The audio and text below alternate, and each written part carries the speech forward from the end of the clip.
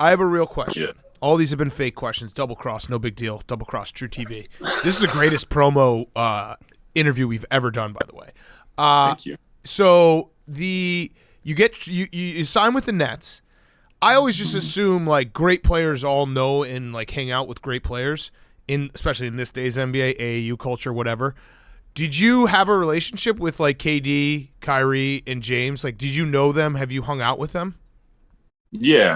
I mean, I've known those guys for like forever. James and I were the same high school class. Came out the same year for in the draft. KD, I played against KD since I was in high school. Known Kai since he came in the league.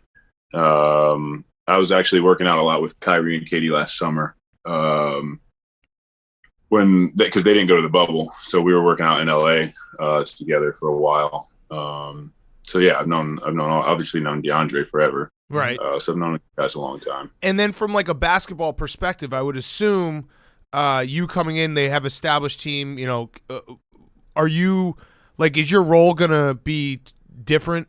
I would assume it's different, but how are you like getting ready for that? Because we've talked to guys, and we talked to Chris Bosh when he was with LeBron, and he's like, yeah, I had to play a little bit more off LeBron instead of being like the guy that I was in Toronto. Yeah, I mean, I'll be playing off those guys, but I think at this point in my career, like my game I can sort of do like those things. Like when I was in LA, like I was setting screens for Chris Paul. I was short rolling, being like, facilitating to the other side or lob to DeAndre or attacking the rim. Now at this point in my career, I can pick and pop a little bit. I can short roll.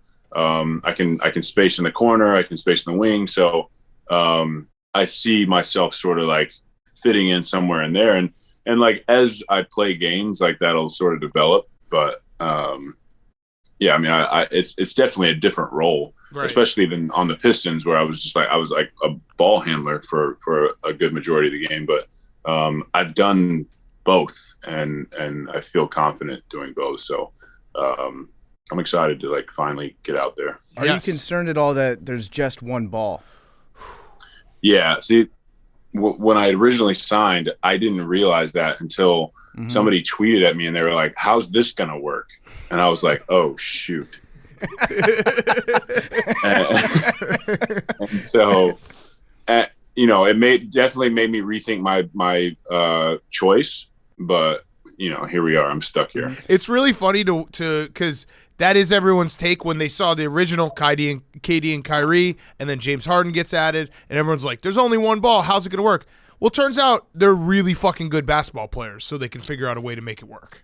Yeah, and it's like last night, James had 15 assists. Right. Like, and also he's I don't know what he averaged in Houston, but like 9 assists, like that's 9 shots for somebody else. Right. How does he look? When you saw James Harden, were you like, he's in better shape than I thought? Or were you like, this is exactly what I thought about James Harden? No, so the pictures that we've seen, like, I actually think it's the warm-ups and the multiple layers of clothing. Because everybody wears like a tank top, right? And then you wear your jersey, and then you wear your warm-up shirt, and sometimes a long sleeve. So you got 4 layers going on. So like, it's deceptive. Yeah, that's my problem. My theory is that he's got a twin, that he's got a fat twin out there that he keeps overweight just for situations like that where he's like, okay, you go out there and play because I'm trying to get out of Houston. I'm trying to get to Brooklyn. So you go out there, you stink it up for a couple nights, and that'll solve the problem for all of us. So keep your eyes out for the fat James Harden twin.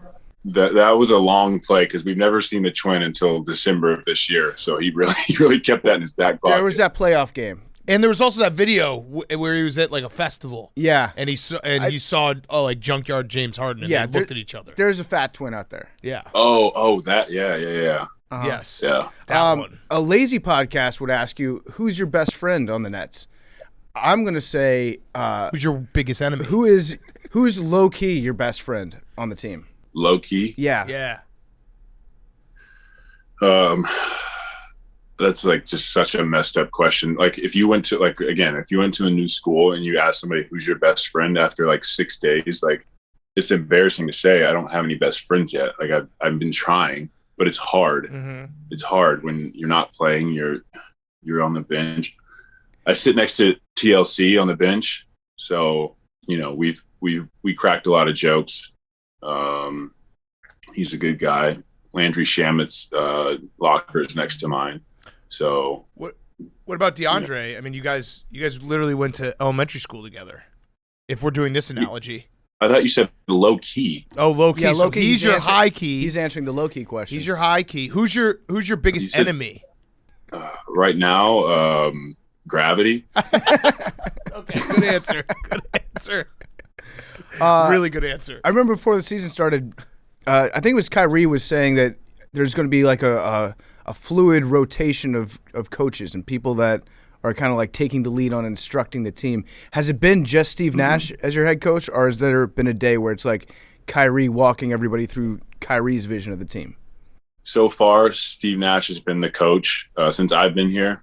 But I will say this in all seriousness, and this is kind of how we were with the Clippers. And you kind of just forget when you're away from like players like this, our team is so it's so many veterans. It's like James and Kai and DeAndre and Katie when he's back, just have so much experience that it's a lot of players governing or kind of working things out as well. And Steve does such a good. Well, I was really, really surprised. He does such a good job of letting the players talk through something, and then when he has something, he says something, or it's like a sort of a discussion, and it's not just hey, we're doing this, because ultimately we're the ones that have to do it.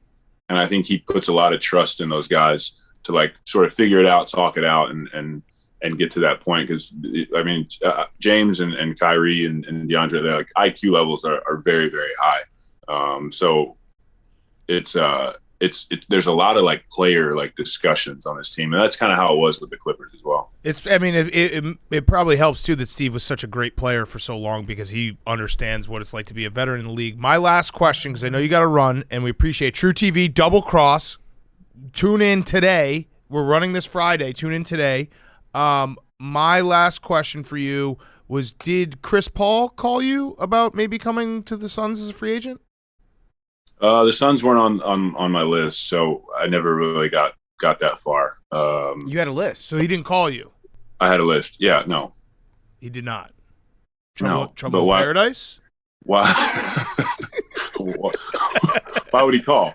I don't know. Why not? I was just thinking. Now that I think about it, wow. He should have called. Wait, give us your list, because this will get it. We'll get a headline from this. Give us the list. I will tell you some of the teams. I really liked Boston. Mm-hmm. I really liked Golden State. I really liked Portland. There was a few other teams, but I had a lot of it was a tough decision.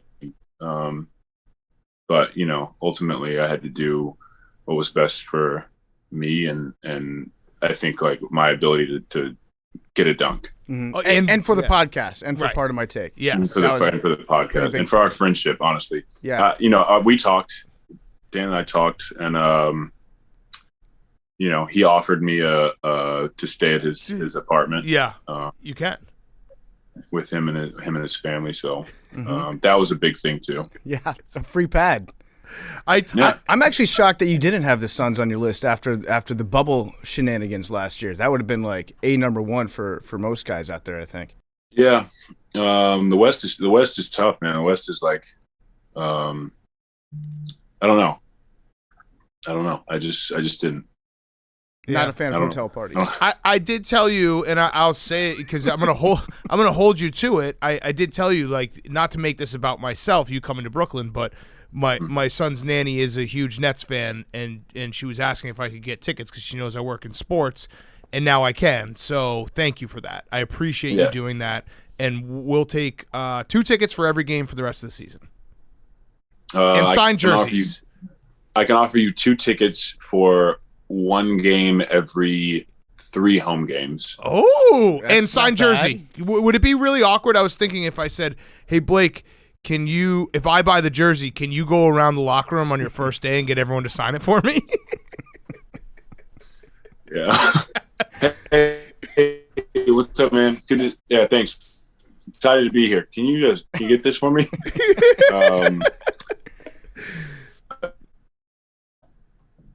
from. Oh wait, You're dropping out. That's for everybody. Then you cut out 1 sec. Say that last line can you again. hear me? Yeah, wait, hold on. Stop moving. If you want to sign jersey, then it's only going to be 2 tickets once a month. That's probably the signed jerseys. That's a tough. That's probably as get. much as we'll go anyway. Fair. So we'll take that. Yes. Also, are you going to do a crossover with Impractical Jokers? Maybe. Yeah. Sal. I was going to try to name The them whole all. gang. Sal, Q, Sal, and the other 3. Murr, The guys. Frankincense. Q, Murr, Yeah, the guys. The guys. All right, well, Blake, we'll let you go. Everyone watch Double Cross on True TV on Friday. Thank you. Good luck. We'll talk to you soon, though. You have to come back on before the playoffs. Of course. And, let me know about the ticket. I think Dax is coming to the next home game, but Okay. All right, cut him off. Cut him off. All right, Thanks, happy guys. birthday, man. Thank you. Appreciate you guys.